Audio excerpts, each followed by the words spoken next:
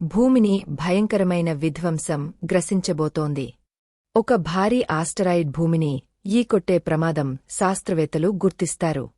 ఈ విషాదాన్ని ఆపడానికి ప్రపంచానికి ఒకే అవకాశముంది: పురాతన కాలంలో ఉన్న ఒక దైవిక శక్తి అస్త్రం.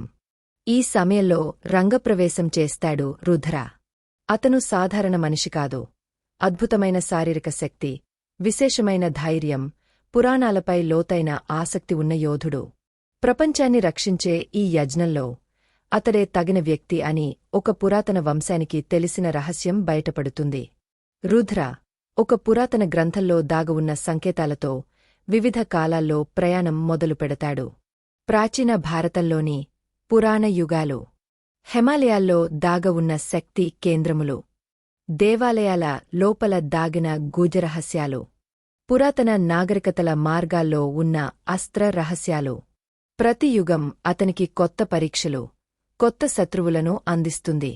ఈ దైవిక అస్త్రాన్ని తన ఆధీనంలోకి తెచ్చుకుని భవిష్యత్తుపై నియంత్రణ సాధించాలనుకునే శక్తివంతమైన శత్రు నాయకుడు కుంభరుద్రను అడ్డుకోవడానికి ప్రతి కాలంలోనూ పంపిన మనుషులతో రుద్రకు యుద్ధం జరుగుతుంది. కుంభ కోరేది ప్రపంచ రక్షణ కాదు, ప్రపంచాధిపత్యం. రుద్ర ప్రయాణంలో ముఖ్యమైన దశలో రామాయణ ప్రేరితమైన ఒక ముఖ్య ఘట్టాన్ని చేరుకుంటాడు. ఇక్కడ రుద్ర తెలుసుకుంటాడు: ప్రపంచాన్ని రక్షించగల శక్తి కేవలం ఆయుధం కాదు.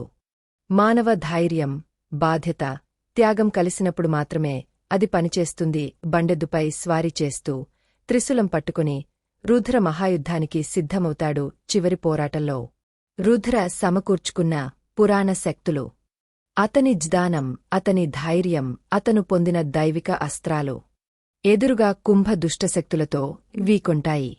అంతిమంగా రుద్ర సంపాదించిన శక్తి మరియు అతని విధి భూమిని చివరికి గ్రహశకలం వీకొనే ముప్పు నుండి కాపాడతాయి.